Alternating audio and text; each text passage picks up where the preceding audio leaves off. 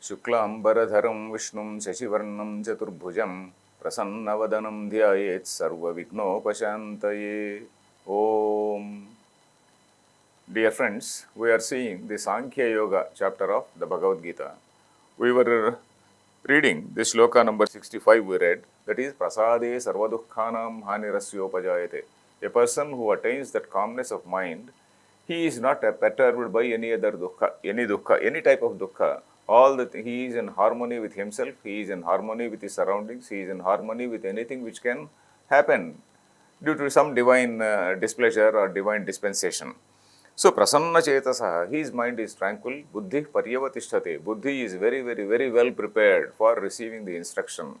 And if he is a jnani, okay, he is very well established in that atma jnana. There are two levels. A person who is in the process, a person who is already a jnani. And I was telling you yesterday two words called paroksha jnana and aparoksha jnana. Paroksha jnana is a sort of theoretical knowledge. A professor who knows Upanishads and then he reads and he participates in debates and then he explains.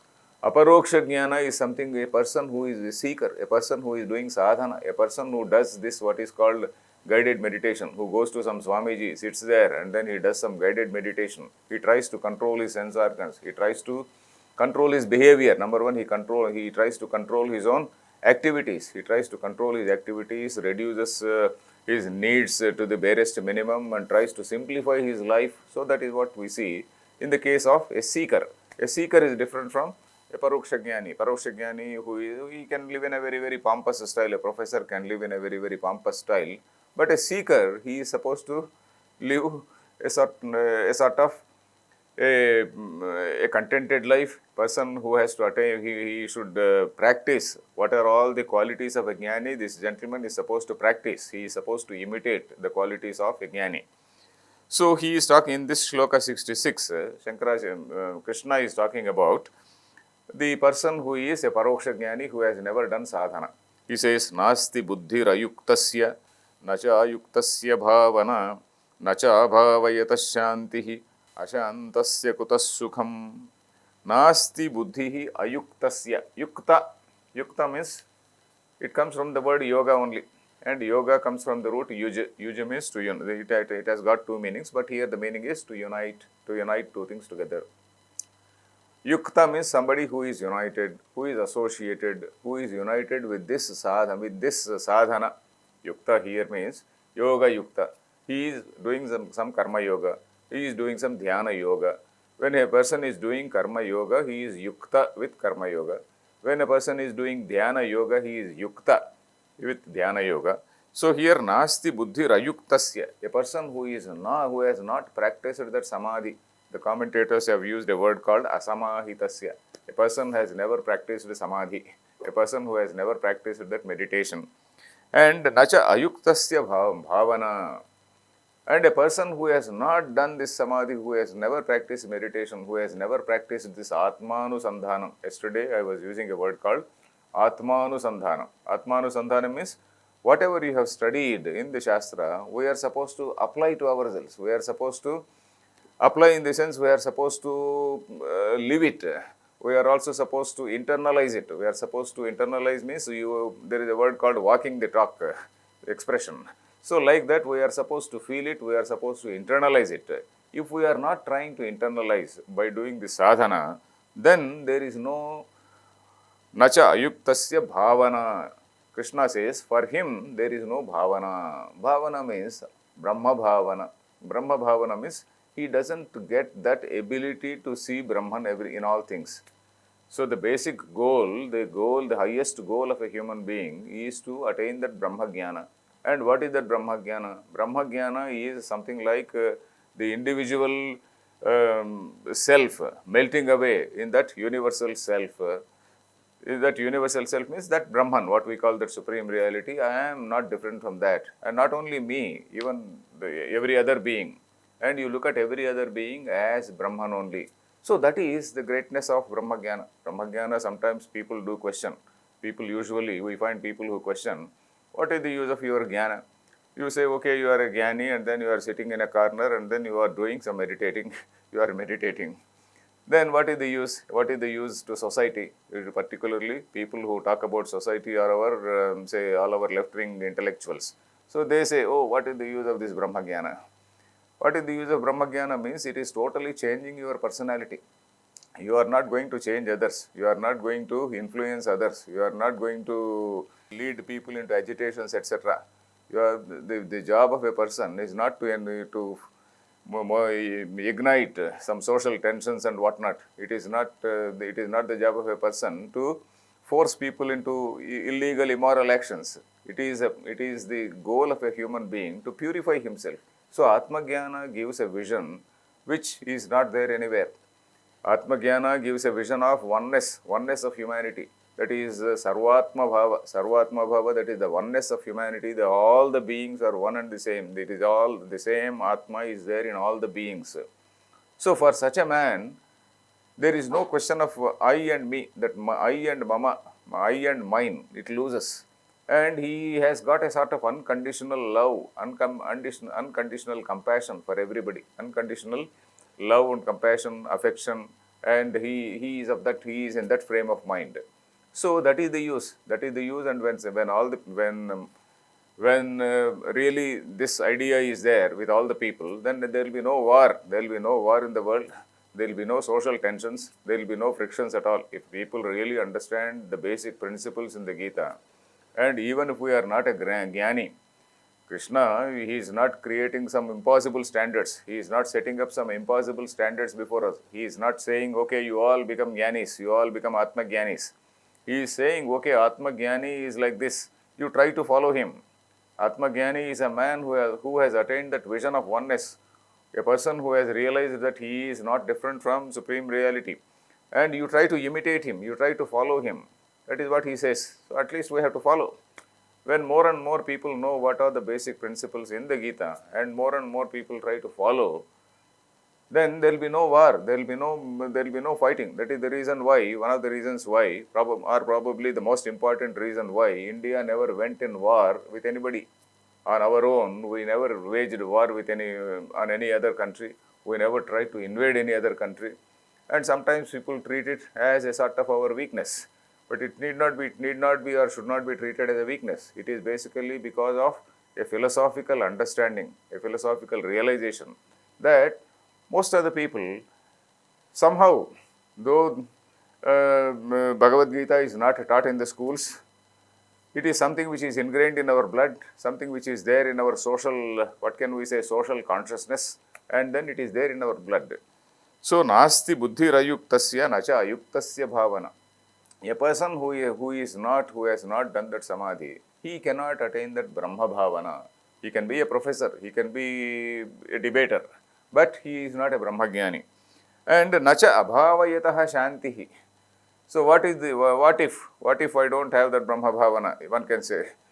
So long as a person does not have that Brahma bhavana, there is no shanti. Nacha abhavayataha. When a person does not have that Brahma bhavana, or when a person does not consciously cultivate that Brahma bhavana, there is no shanti, there is no peace of mind. So a man is tossed about, a person is tossed about by all the afflictions and whatnot. So, nacha abhavayata shantihi and ashantasya kutas sukham. A person who has not attained that peacefulness, that peace of mind, where is happiness for him? It is only when the mind is peaceful. It is only when the mind is not perturbed, when the mind is not perturbed by various incoming, various impressions which are falling on the mind, only then a person can have that peace of mind and happiness.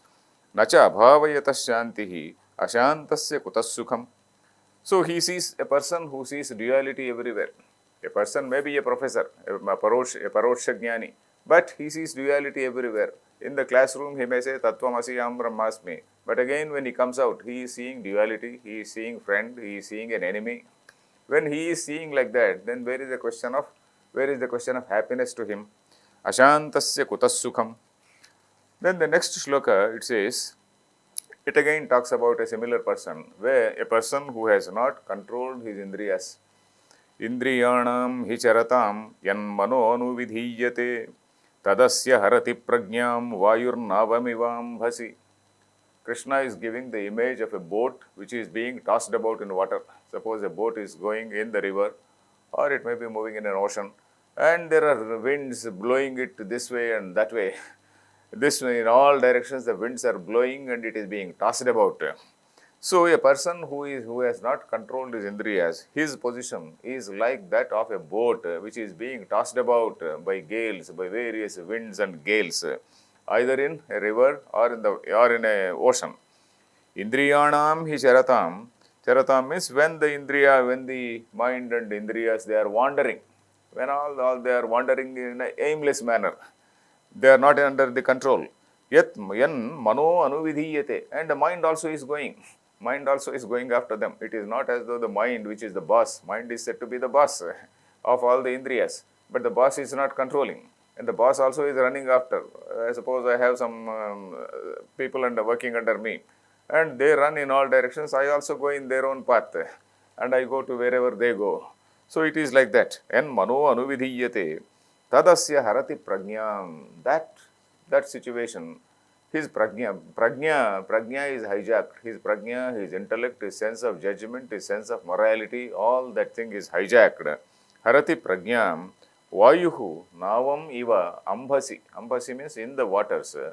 Vayu is air. Navam, Nava is navy. Navy and Nava, they are cognate words. Vayur navam iva ambhasi. Suppose there is a boat in a river or in the ocean, like the boat is tossed about, he is being tossed about in the world. He is being tossed about where his buddhi is hijacked. He is being tossed about. He has no sense of direction. He is just moving here and there, and ultimately he doesn't reach any goal. He doesn't reach any goal. And so finally he is concluding 68th shloka. Krishna is concluding that what he is talking about, that prasada buddhi, he is concluding. तस्माद्यस्य महाबाहो निगृहीतानि सर्वशः इंद्रियाणि इंद्रियार्थेभ्यः तस्य प्रज्ञा प्रतिष्ठिता. So tasya prajna pratisthita, his mind is stable. Who is that? Yasya mahabaho nigruhitani. A person whose indriyas have been very well restrained. A person's knowledge can be said to be steady. A person's wisdom is said to be steady only when his indriyas are completely restrained. Nigruhitani sarvashaha. Indriyani indriyarthebhya, from all these sense pursuits. Again, we have to remind ourselves that Krishna is not totally forbidding. Krishna is not totally forbidding all the sensory experience. It is not as though everybody should become a sannyasi. That has to be kept in mind again and again. Because Bhagavad Gita, when we stress these aspects only, when we say what is there, suppose I am reading this shloka 68 and I am explaining only this shloka again and again, then suppose the audience or rather the reader may get a feeling, okay, Bhagavad Gita always says, okay, you give up all the things and become a sannyasi. It is not like that. Krishna is also saying, Krishna is very much saying, ragadvesha viyuktaihi indriyaicharan. You have your sensory experience, what all is legally permitted, what all is morally permitted, that is Shastriya Pravrutti versus Ashastriya Pravrutti. In 10th chapter, for our benefit, he is also going to say, Dharma viruddho bhuteshu kamosmi bharatarshava. I am also that kama. It is not as though Bhagavad Gita is prohibiting kama. It is not as though Bhagavad Gita is prohibiting you from getting married. Bhagavad Gita is not asking you not to earn money. Bhagavad Gita is saying, okay, you can, what all is legally to be done, you do that. And Atmavashyehi Vidheyatma. Then in the 10th chapter I was saying, Dharma viruddho bhuteshu kamosmi. That is, I am that kama. I am that, kama means that desire between a man and woman. That which is in accordance with dharma, that which is not violating dharma, that kama which is not violating dharma is my rupam. Because Dharma Shastras say that a man, a married person, he has to necessarily have intercourse with his wife on certain occasions. Dharma Shastra says, it prescribes, Rutau Bharya Gamanam, it says. On particular times, it says, a person has to have sex with his wife, otherwise he gets a sin. So even that is there, Pratyavaya. Pratyavaya is there is a negative fallout. So like that, Dharma Shastra does not say that a man has to totally abandon all the sensual pleasures. A person is permitted to have all this, no morality, no Dharma Shastra in any religion, no religion can say, no religion can totally restrain a man and keep him away from all the sensual pleasures. Okay, sensual pleasures are permitted. So that we have to keep in mind. So, indriyani indriyarthebhya. But here we are talking about a jnani. We are not talking about an ordinary man, because we are talking Vedas or our scriptures, they talk at two levels. That is 99.9, let us say 99.9% of the people are those who want to live happily. Maybe 0.1% are the people who really become jnanis. We all want to live happily, but at the same time, we also want to know what is the highest goal. That is the reason why we read Gita. Otherwise, it does not mean that 99.9% Gita need not be read. Gita has to be read by everybody to know about that 0.1% of the man, 0.1% of the people. That 0.1% of the people, they are the people who are highlighted. They are the people who are said to be Brahma themselves, they are said to be equal to that Brahma. Brahma Jnani is the same as Brahmavit, Brahmaiva Bhavati. A knower of Brahma becomes Brahma, it says. So, like that, for that 0.1% of the people, they are the people who are the light, leading lights. They are the role models for the entire society. In order to know what is the conduct of the people who are in that 0.1%, the 99.9% of the people, we are supposed to know what the scripture says, about Karma Yoga, what the scripture says about Jnana Yoga, etc. So, yasya tasmad yasya mahabaho nigruhitani sarvashah indriyani indriyarthebhyah tasya prajna pratisthita. Here Krishna is talking about a jnani. Jnani means a realized person, and he is motivating. He is telling that a seeker has to follow the lakshana, whatever are the characteristics of a jnani. The seeker or a sadhaka has to follow. He has to imitate, and following that is the sadhana. Yesterday or day before, I told one principle, that is not me, that is the commentator has said, Krutarthasya lakshanani yani tanyeva sadhanani. That is, a realized person, whatever are the characteristics of a realized person, a seeker has to follow, has to see them, observe them, and imitate his behavior, his conduct. So, that is one good psychological principle. Then the next shloka is a very interesting shloka. That is, it says, Ya nisha sarvabhutanam tasyam jagarti sanyami yasyam jagrati bhutani sa nisha pashyato munehe. That is, what is night for all the people is a day for him. Ya nisha sarvabhutanam. Sarvabhutanam means for all the beings. What is a night for all the beings is the day, broad daylight for him. And what is the light for him, or rather, what is a day for all these worldly people? It is like the night for him. So, what is night for the worldly people is his day, and what is a day for the worldly persons is his night. What does it mean? Ya nisha sarva bhutanam. So, it means we have to see how these words are figuratively used. Figuratively, for example, I say, oh, this man is totally blind to this fact. When I say, or rather, okay, I am blind to a particular thing. What does it mean? That I am totally unaware of a thing. Or rather, something like, or rather, I say, mathematics is something which is a total dark spot for me, a totally dark region for me. That means I am not good in mathematics. In spite of all my trials and whatnot, I am not very good in mathematics. So, that is what it means. So, here, what is this that Brahmagyani knows, and what is the nisha for the people, and what is the day for the people? What is the day? So, it means that people do not see what he sees, and he does not see what they see. That is, what they see is at loggerheads. His vision and the people's vision are at loggerheads. So, that is Jnani's vision in conflict with the people's vision. What he sees, the other people do not see.